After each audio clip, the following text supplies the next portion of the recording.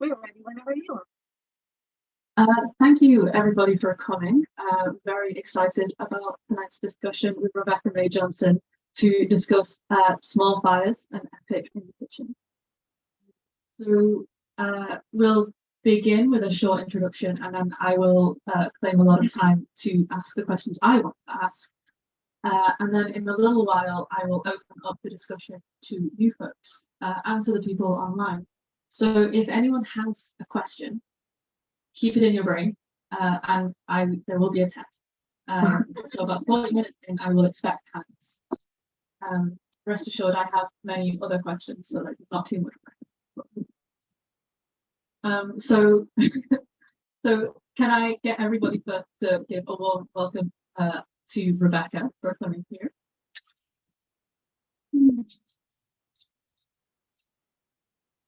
For those of you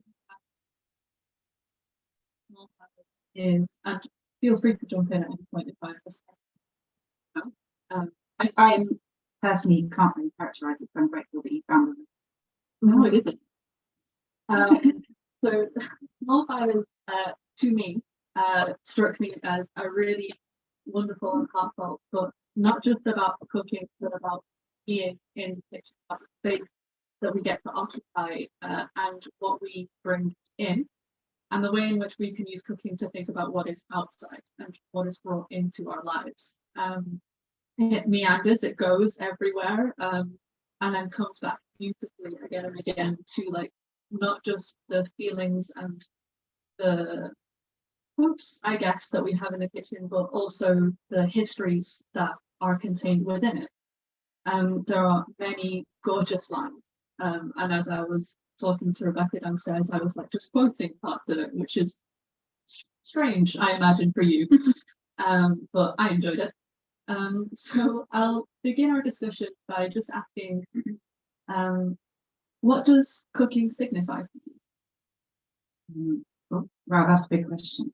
I guess this book's an attempt to answer that question, but I will try to.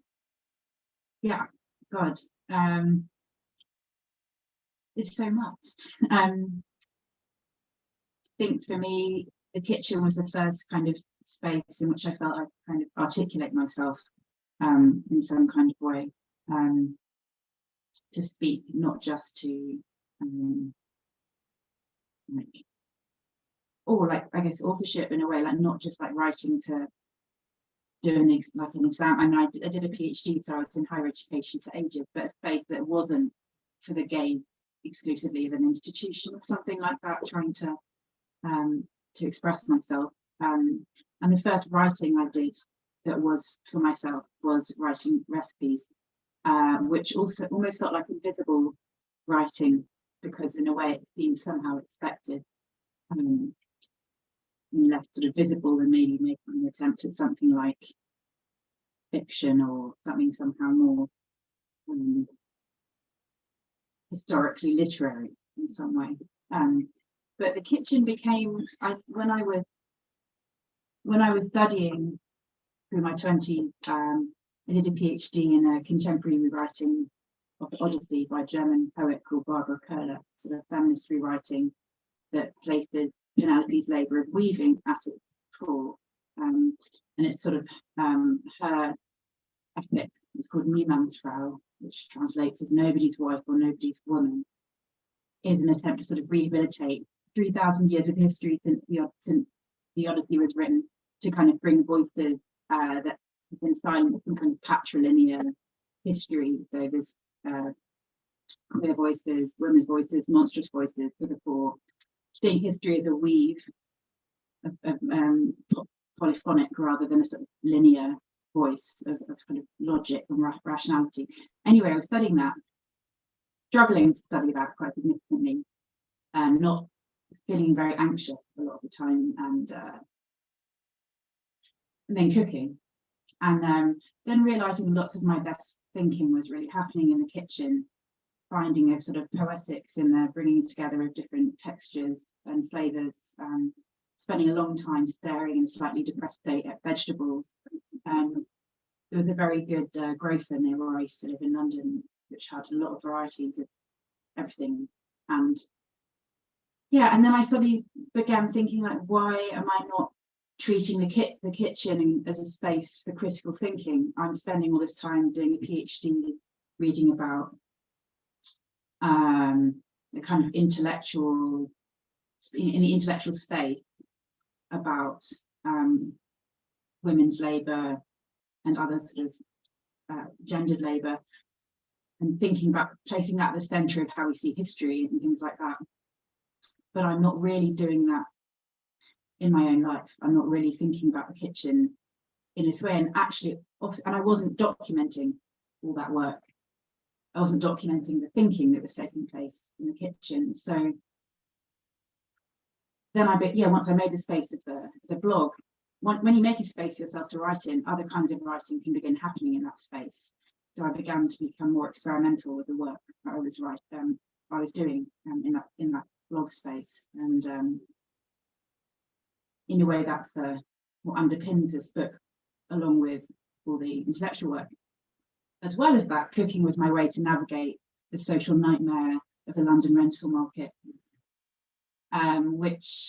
moving house like 12 times in 10 years, being actually quite anxious about meeting new people, and you can cook instead of speaking to people. But nonetheless, it does bring people close to you, and it creates sort of intimacy. If you're finding other forms of socializing slightly challenging, although, as I documented various times in the book, that isn't always that effective, or it can kind of go wrong when you offer to cook for people you really don't know at all, and you're suddenly in a weird situation with them and all of their friends, which happened to me in Berlin. Anyway, so I guess it was a big part of how I inhabited all the different many domestic spaces I moved to, and to kind of try to connect with people. And then it became an increasingly important space for self-expression and thinking. And I also like eating, obviously. Which is, I think, the trade-off. Yeah, like the perfect trade-off for the labourers. Food at the end. So we did say that you would do a reading, and I jumped straight in with a question because I was so excited. So would you like to do the reading now? Yeah, shall I do the apron bit? Yeah. The kitchen's a space that's kind of thick with mythologies and cliches. And when I was beginning to write a book about food, it felt important to me to address some of those and position myself in the kitchen as a body, as a gendered body at the beginning. And so one of the object through which I do that is, with regarding to the body, is at the beginning is the apron.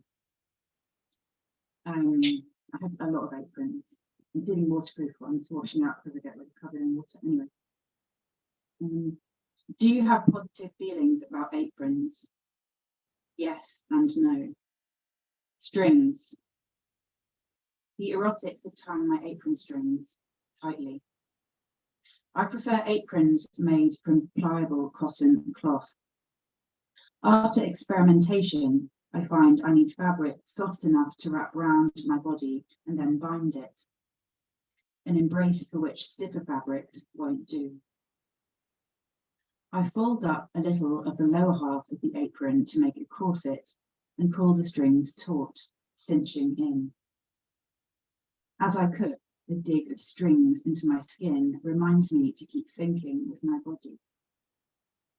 Strings under tension bring me back, here again, here again, here again, now, now. Long ago, tying an apron felt like tying myself up, and not in a way I would have chosen. Aprons are still threaded through with the image of the natural feminine destiny, the kind that makes me feel uncomfortable, that makes me feel like running away. Cut your apron strings. I find pleasure in the movement between masculine and feminine, a perpetual undoing. Clothes underneath constrained by the apron ties on top. I need to occupy more than one position at the same time. to construct a superposition of both and neither, and then something else too, an opening elsewhere. I find myself in the unresolved movement between different gendered styles. An outfit that is always undoing itself is the best one for me and for my inquiries in the kitchen. My apron strings return me to my body in the ways I want them to, a binding I have chosen to play with. They maintain the possibility of both, and here I am. I've been in the kitchen for 10 years or more, tying and untying the strings, wearing an apron and making it disappear at the same time, trying to weave a different kind of apron. The illusion of essentialized gender shatters for me before I'm familiar with the language that dismantles the concept. I feel it. The impulse to break up a sentence in which I cannot see myself and which cannot accommodate the ways I want to move my shoulders. Then philosopher Judith Butler gives me the words to describe my untying of gender as, quote, an identity instituted through a stylized repetition of acts, bodily gestures, movements, and enactments of various kinds. And then it feels even better, and my joy intensifies, and I dance in the kitchen reciting these words. Gender is an embodied style, for me at least. Again and again, I untie the strings and retie them differently. It takes some practice, some years, but I developed a method for tying that is also an untying, for wearing my apron so that I'm not dressing for my own erasure. The voice of the apron is ours. That's after Patricia Klindienst-Joplin. Sweats and works and thinks and wants, has a body. Apron is an apron, is an apron, is an apron. That's obviously after Gertrude Stein. When I cut through the pumpkin, my body comes alive. Muscles flex, my knife in my hand, I feel macho, displaying the Machismo like the arm wrestling sailors in Jean-Paul Gaultier perfume adverts. I think about the gleaming camp of oil slick biceps, their tight t-shirts straining over their muscles, and the tight apron strings straining over my chest. The cut halves of the pumpkin on the wooden board a sign I have won this match. The pleasure and the difficulty of this physicality, of this work. What I'm doing in this apron is not what you think I'm doing in this apron. I've been trying to say something about being in the kitchen. It isn't easy. Over 10 years or more, I return to the apron, to the pan, to the kitchen, again and again in many different kitchens, but it is not repetition, it is insistence. Holding a critical position and tasting the sauce. Now that's quantum physics.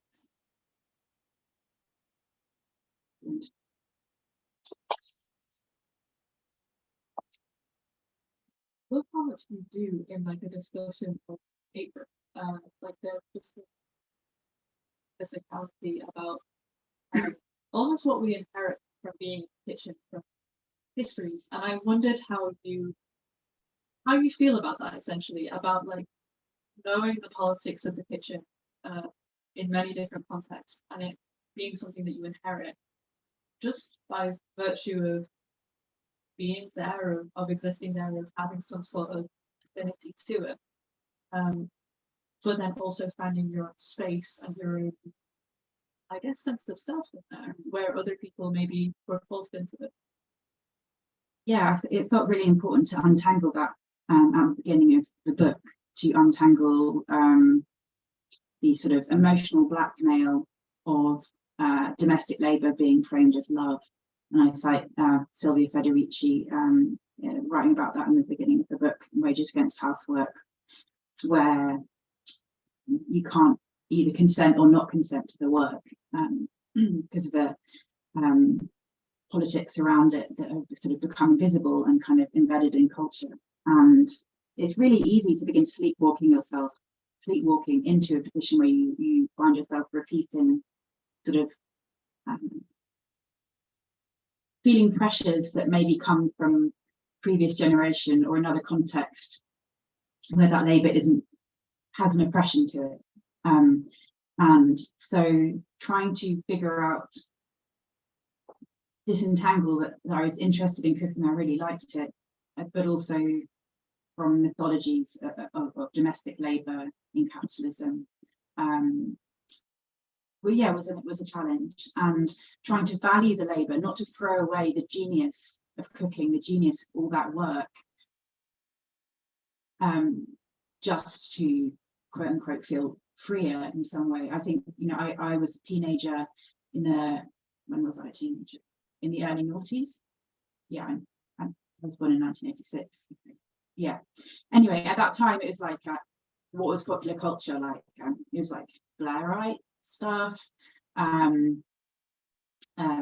Sex and the City, where she used her oven as storage, Ally McBeal, and that kind of, I went to a state school and the whole agenda was everyone goes to university, leave the kitchen, and all the literature that we studied was, you know, women in depressed domestic situations. And then the other thing that was around was like Nigella and how to be a domestic goddess in a pink cardigan. And obviously that's high camp, but nonetheless that overt femininity, as to me as like a 14-year-old, felt quite kind of threatening and stressful, because I did like cooking, but I didn't want to make cupcakes. But nor did I want to be the person who, I don't know what, somehow gets left behind in this like mythology that we were sort of inhabiting at the time. I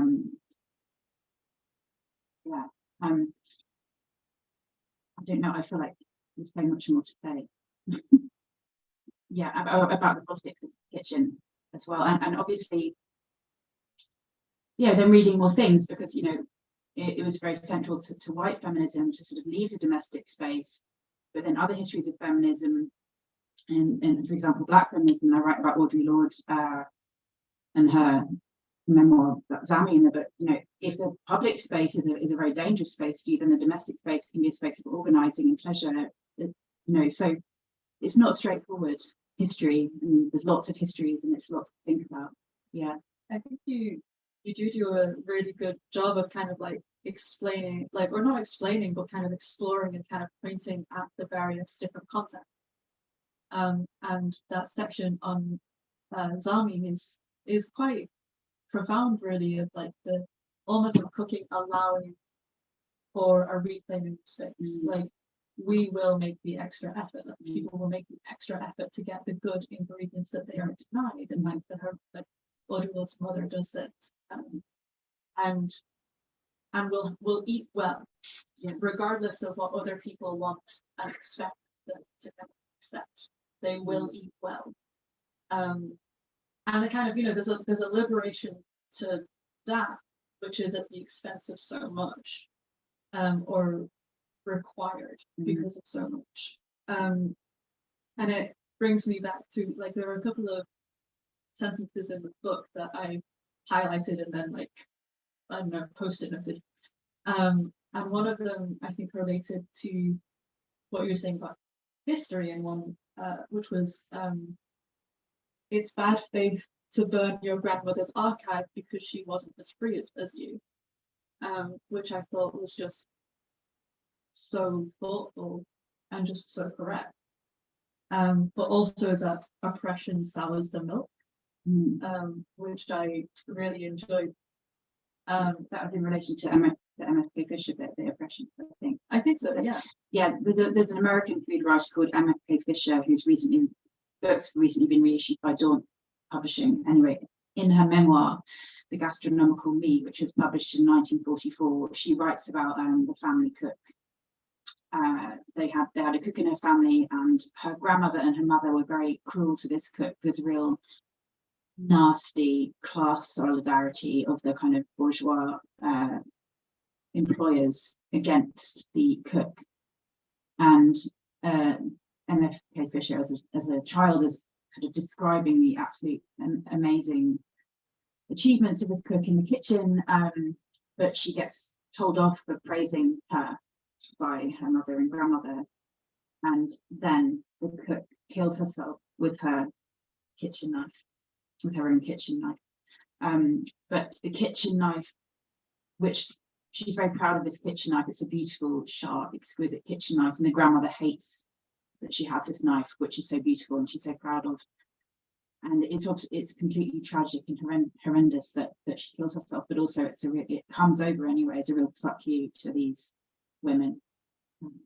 And so so what I mean is, who cares if she's making amazing food if she's having a really shit time? It doesn't matter if people make the most delicious food in the world if they're really unhappy doing it. It doesn't matter. I like, no person suffering is worth one good dish. Yeah. You know, and I think often people seem to forget that. And you know, the whole restaurant industry forgets that, because restaurants are predicated on like the most exploited labour ever. Well, not, I don't know, ever, whatever, it's not competition, but you know, yeah. I think that's like when you're talking about invisibilizing and when you're talking about histories, that it is also, the politics of now. Like the lessons that we have learned that still exist. It was fascinating. I don't know if is now the time for Got me. No. Sorry. The next bit I will read is from the chapter called Hot Red Epic, which I write about cooking the same recipe 1,000 times over a 10-year period. I don't reveal what the recipe is until quite late in the book, but many of you, if some of you know me, I often post an emoji picture thing of what the dish is. Anyway, I'll stop talking. I'll read. Sorry. Don't know how long to do. I'll just do it. I've never met the person who wrote the recipe, but it is recommended to me on a newspaper website by a cook who's been recommended to me by another cook whose judgment I trust because I've tasted her food. The route to the recipe is made by tongues. It is by far the cheapest and easiest recipe in a feature about famous chefs' favourite recipes, but it is precise in ways I do not expect. During my first performance of the recipe, I have a revelation about ingredients or vegetables. They are things. I must learn to watch them closely, ready to accommodate their whims, which are not human. The recipe is a method for responding to things. Things have agency in many directions. Like words, they have histories and contexts. But when I perform the recipe, things become other things in a messier transformation than words in a sentence. They spatter my shirt red. The recipe is a text that can produce spattering because it was spattering before it was language. Language is only a holding pattern for the recipe, not its origin nor its terminus.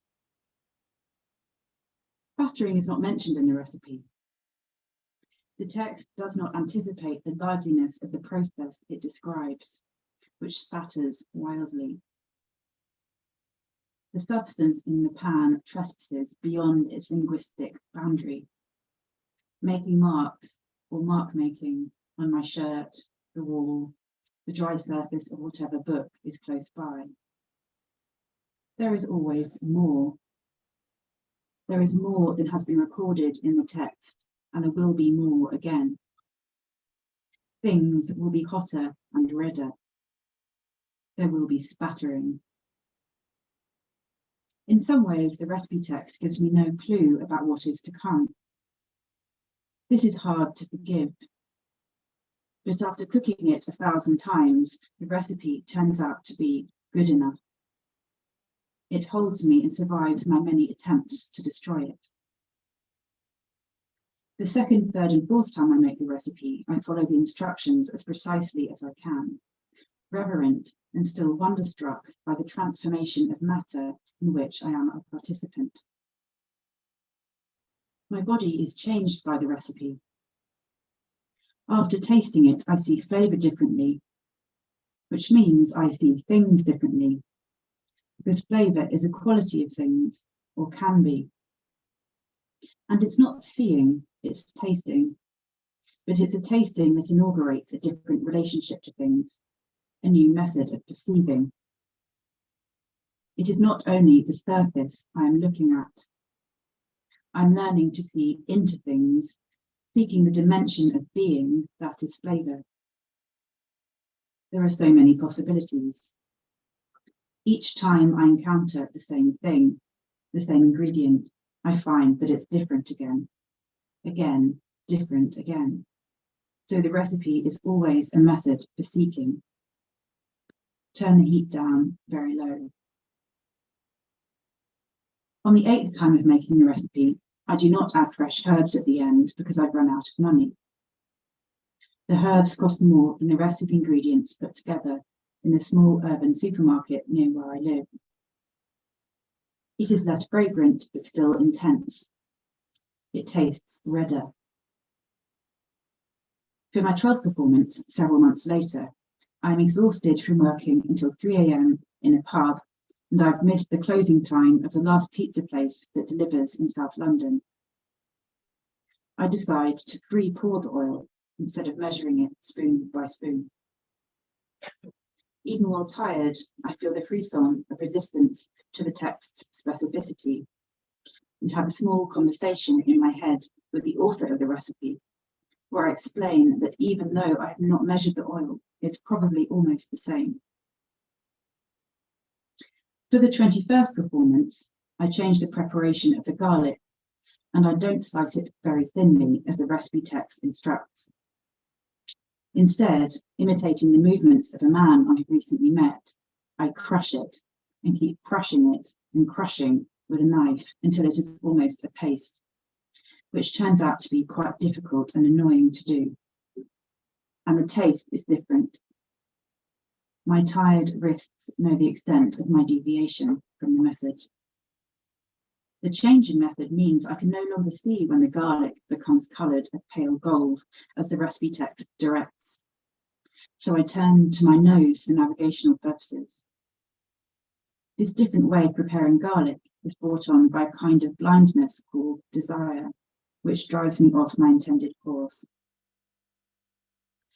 Cutting and slicing is not a matter of dividing one thing into smaller fractions of the same thing. After cutting, it is not the same thing.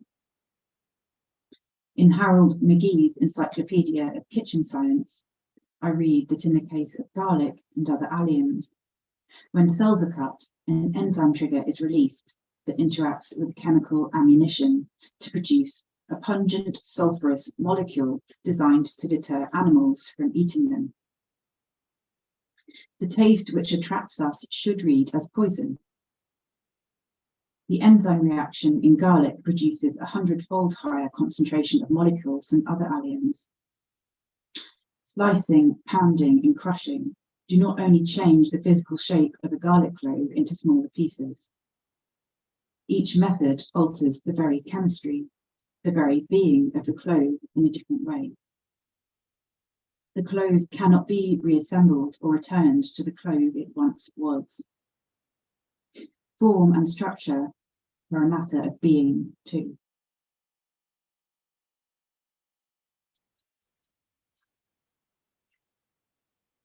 So through this, you kind of go on a journey of discussing the recipe, not just this recipe. And one question, very quick, actually 1,000 times? Yeah, I mean, I'm sure at least, Wow, amazing. but yeah, but although, I mean, I guess it changes a lot. Yeah. Yeah. But like in concept, potential. Well, this maybe is the next question, which is you mount a defense of the recipe. Yeah. And I guess are often, at least in my case, in the cases that I have observed of others, of like the embarrassment of admitting to having used a recipe, in many cases. And I wondered if you might chat about that. Yeah. I really wanted to investigate people's ambivalence, embarrassment, anger with recipes. I do this in various ways. Most extensively through the argument with the psychoanalyst D.W. Winnicott. I, like much of Winnicott's work that I've read. I like his work on play. I think that's really interesting. The concept of the good enough mother, I think, was of great benefit to many people in the 20th century for feeling they didn't have to be perfect. And circulated quite widely as an idea. But fortunately, he is not so great on recipes. He really shows his prejudices. And I was just, someone who's an academic who works on psychoanalysis just tweeted a screenshot of this text by Winnicott when I was halfway through writing the book, and I wanted to have a fight with someone, and I saw this and I was really grateful.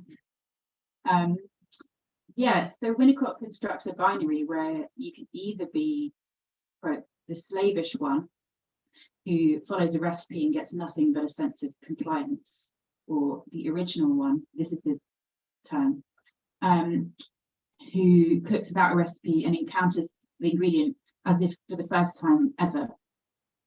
And the recipe he chooses to write about is Mrs. Beeton's recipe for sausages. Why Saccharine produced sausages to write about is, I don't know. Yeah, and it's also, I mean, I like really bad jokes. So that was just also a significant opportunity to have a whole chapter of really bad jokes. But yeah, also Mrs. Beeton, who sort of culturally in the sort of British whatever imagination is the sort of mother of all recipe writing, this sort of 19th century household manual writer, even though in fact she died at like the age of 26 in childbirth, of course. But yeah, he doesn't want Mrs. Beeton intervening between him and the sausage. He wants to have an unmediated encounter with a sausage.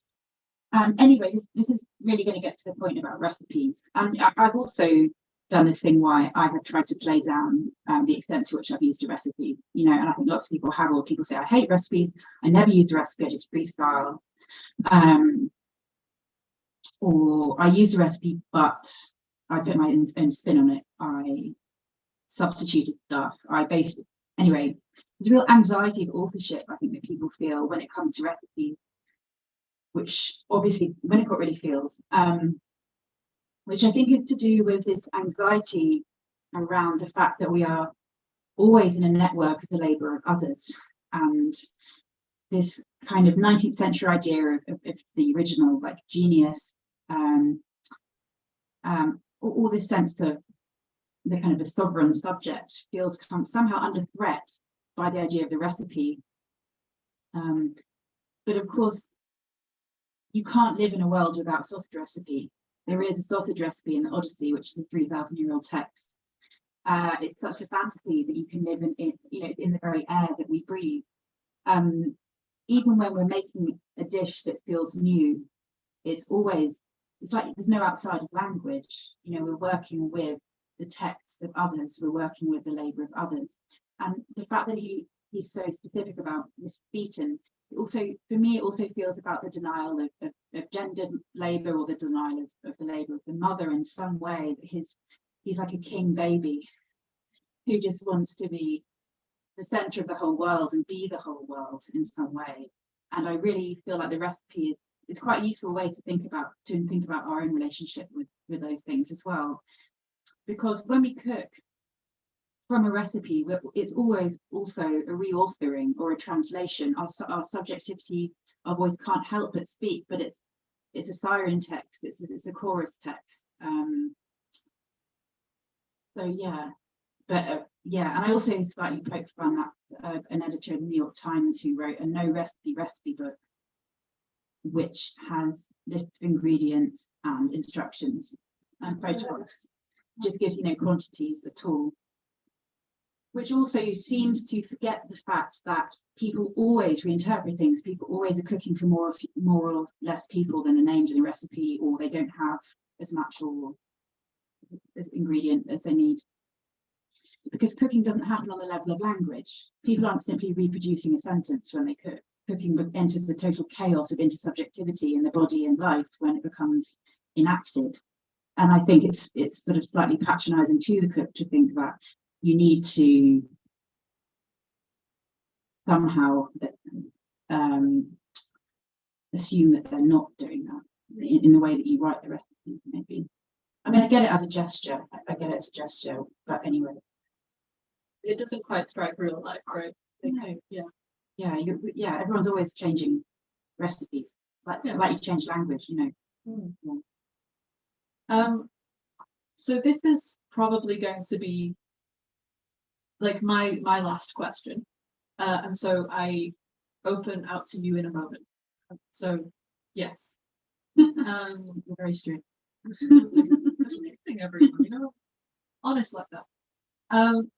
Throughout the book, you talk about a you, and you don't disclose the identity really of you, and sometimes the you seems to be you, and sometimes the you is someone else. And I wondered why you made that decision and how you feel that in a book that is very much about like self and physicality and obviously community, obviously others, but like quite wonderfully allows for you to take space, what your relationship is with cooking and like this kind of you. So I used everyone who's not, it's actually everyone who's not me in the book is you. And it's for several reasons. One is that, you know, when writing nonfiction, you know, I didn't want people to feel surveilled, especially given some of the situations I write about. You know, I wanted to feel really free to write what I wanted to write and to investigate my relationships with other people and to investigate the different scenarios I write about, but I didn't really want people to be identifiable. So that's, I think, it's something that anyone who writes nonfiction sort of wrangles with the ethics of that, I think. Secondly, I wanted the intimacy and the erotics of cooking and eating to be visible.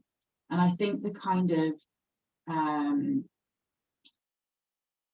the sort of suffocating, defanging effect of sort of petty bourgeois domestication or whatever on cooking as an activity, it's often obscuring the kind of the danger, the erotics, the intimacy of that, you know, against the heteronormative model where it's, you know, quote unquote only sexy if you're maybe like making a sexy meal for your husband or something, whereas you might be wanting to make a sexy meal for any number of people, but also just the many kind of subtle erotics and intimacies of cooking. So I didn't want people to be regarding each meal or encounter through a kind of heteronormative framework of relationships and then food that gets kind of slotted into that framework. And I was really, another kind of chance thing that came when I was writing was I'm on Anne Boyer's like tiny letter list, the writer Anne Boyer. Oh shit, what page is it on? Anyway, she had this really great bit in one of them about you. Okay, no, that's the beginning. Oh, someone know? Yeah, Oh, wow. Yes, it is. Thank you. I'm so thrilled that you knew that. So then I can find it. Okay, I'm just going to read Anne Boyer's writing now. And this was such a gift. This is Anne Boyer, yeah. At least there is that you, which is every beloved, which constitutes itself across difference and species and the whole of life. You is eros and caritas all mixed up in a word. It is also the stranger who any of us might be. And in that, the only law is probably love. And that the violation of life anywhere is the violation of life everywhere. And in that, no one is free until everyone is. You is what everything in the world is staked on, including yourself. So that was just such a beautiful piece of writing by her. And it's a sort of the underpinning basis of my use of you in the book. And yeah, the final chapter before the conclusion is called Again and Again There Is That You. And I had this big, in my kind of book plan, there was just a chapter called The Other for ages that I knew I had to come to, but it was quite hard because it was you know, how do you deal with kind of messy, embarrassing way that you've tried to deal with other people in your life through cooking? And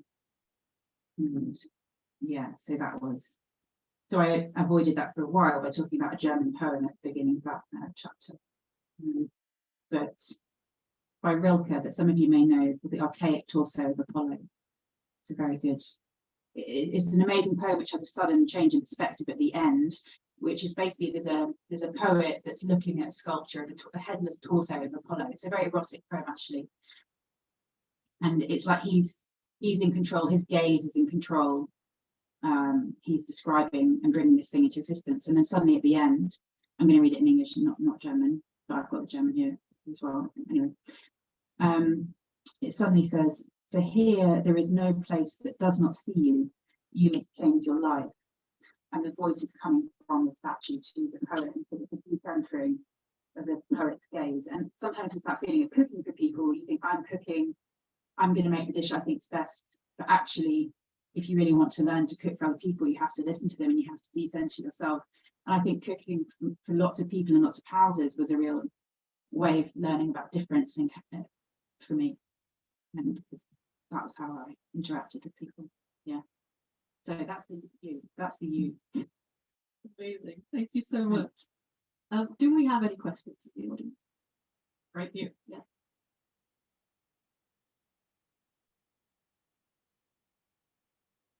The time that I found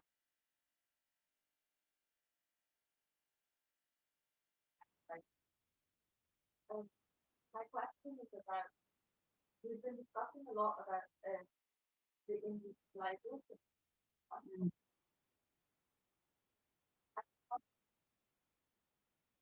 about what that goes on top of how that I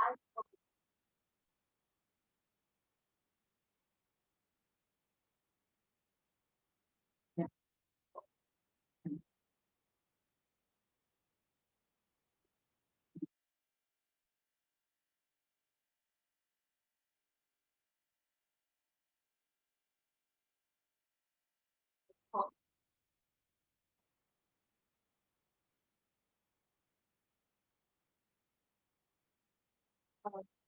and I got into corporate environment, and I was just having something like I said, well, you see what it looks like from the outside of the house. And so tired. Like you said, like the sensitive of it was so funny. Because I was doing it because I find it enjoyable. Yeah. And I thought that one. Mm-hmm. And I just I was like, okay.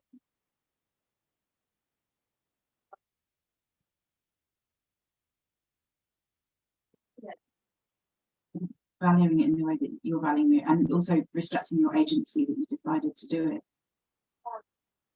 And what's up? Mm-hmm. Yeah, they were only thinking about how it looked. Yeah. So,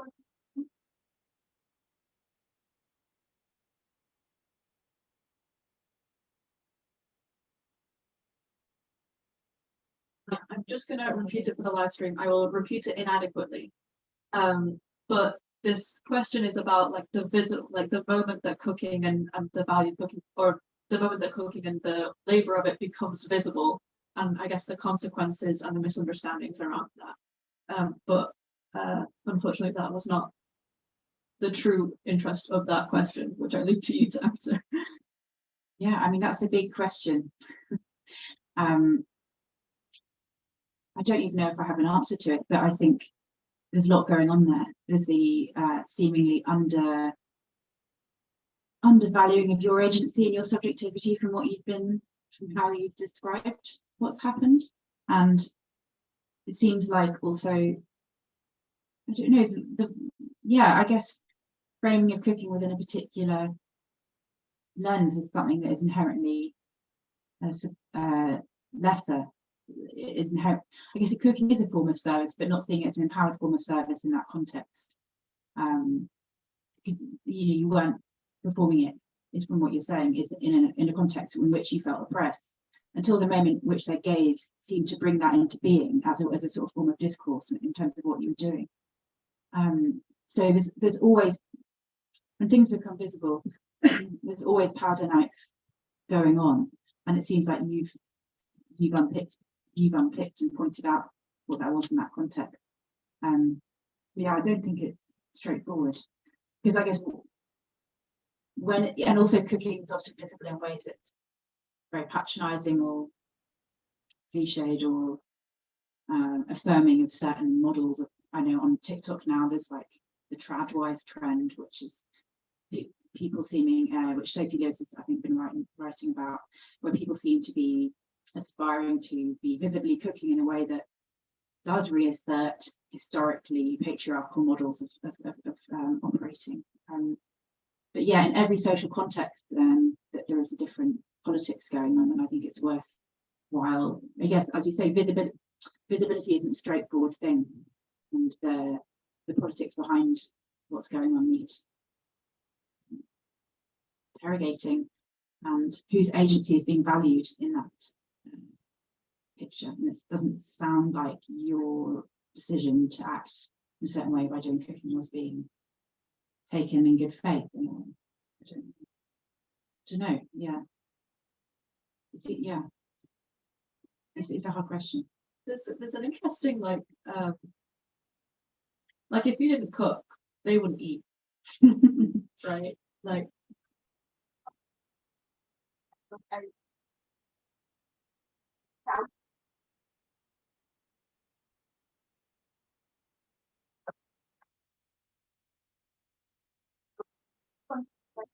where you're like, well, this is sort of like a check, like how do you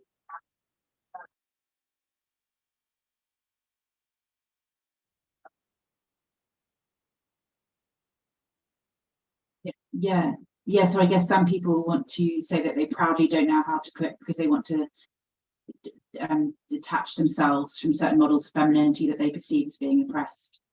And I think that becomes the problem, where you're disavowing the knowledge of how to make rice, or maybe that work of disentangling the fact that there's nothing inherently wrong with the knowledge of how to cook rice.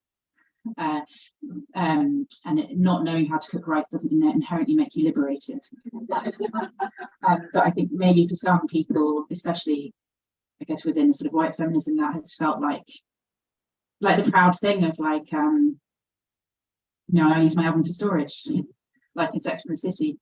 And I guess, people find, although, I guess many people, I think women still perform something like 80-something% of domestic labour, unpaid domestic labour in the home. And sometimes saying, I don't know how to do something is a way of resisting that as well. But it's very complicated. Yeah. Thank you. Thank you for that. That's really, I'm glad you brought that. do we have any other? Yes. So I saw you first, and then we'll get to you.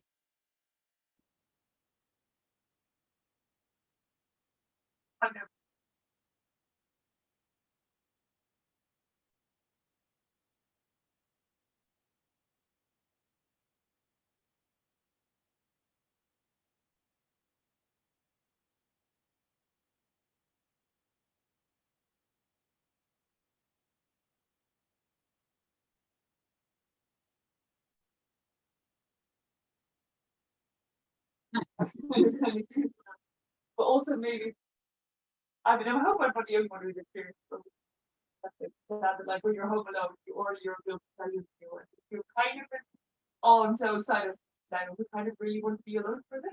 And like enjoying that moment of enjoying your by yourself. Does that make sense? In terms of, yeah, I mean, I do write about eating quite a lot in the book as well, and I write about the extremely joyful moment when I realised that a friend is like really perverted about cream. Someone who's quite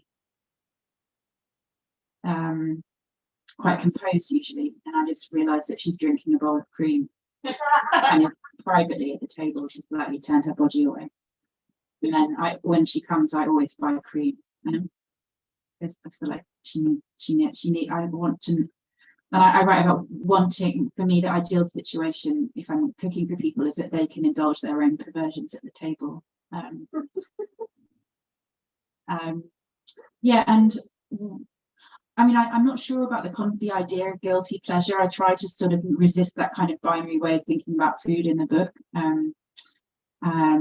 But yeah, the other thing I do write about sitting on the sofa for days eating frozen pizza and chips and stuff, especially in periods of fatigue. I get periodic fatigue when I can't really do loads of cooking, and that's a struggle. So the fact that I'm trying to represent a spectrum of eating, from something which might feel quite sort of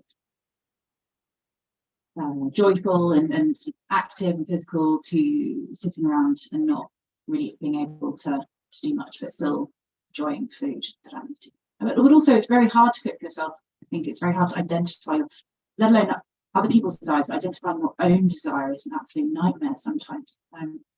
And often end up eating quite strange things. But, Very, somebody stereotypes. yeah, navigating all that can be a challenge for sure. I try not to pay attention or engage with media and things like that I feel like might trouble me in that way too much. Thank you. So just for the live stream, that was a question about, I guess, eating and intimacies and gendered stereotypes, and I guess sometimes where that is troubling or sometimes where that's joyful. Yeah, and then for you. Yeah, I'm really enjoying the book, and I think it's nice as well. And you talk a lot about cooking like for other people. I'm just wondering if you like cooking with other people, and if you've got any thoughts on that.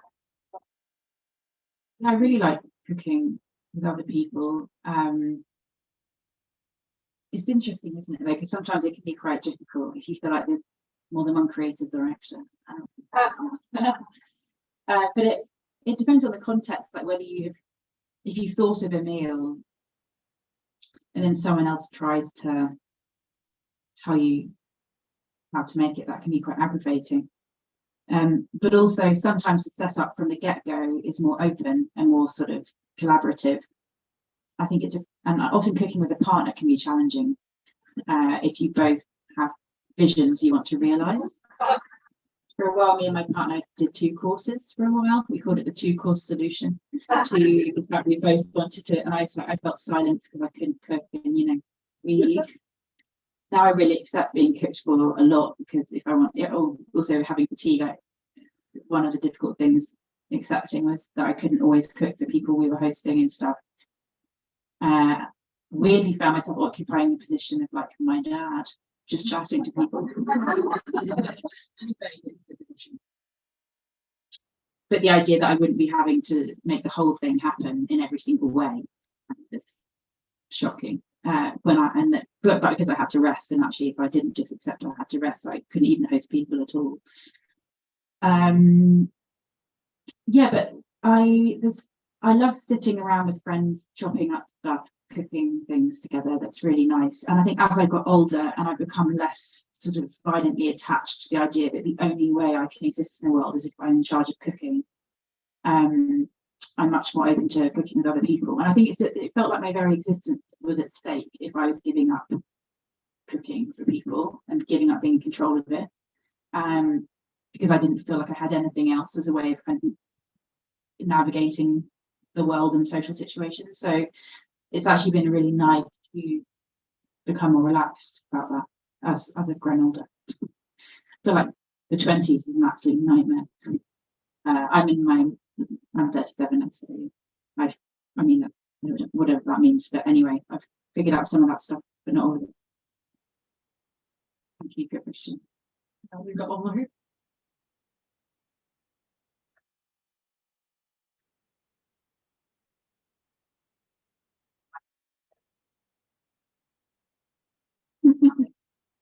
Yeah.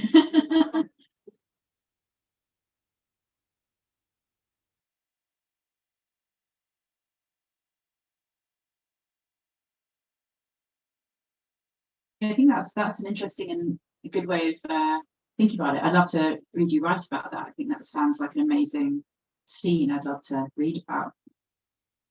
Maybe you could. I'm an editor at something called Vittles, and we do. Anyway, talk about that later. But anyway, that sounds. Yeah, that I think exactly. And acknowledging that some people want to be told what to chop, and that they're enjoying that and empowered in that. And some people need to be the conductor. Yeah. You just reminded me. I mean, this is really not one of the best emails I ever had about some writing. The writing that I do is from a leather man from a leather bar, saying that he brought his straight brother to the leather bar, and his brother was expecting loads of really kinky chat at the leather bar, but the leather men were all just chatting about recipes. Thank you for the chorus there. Communication. But yeah, but maybe they were playing with those roles, talking about recipes. Who knows? You know, subliminal under the surface. You ever get a follow up? Yeah, We would like to. This is more or less what we have time for. Rebecca will be hanging around to sign books and to probably chat more about this excellent book and the thoughts that you have. So just for now, from here, from these seats, an applause for Rebecca.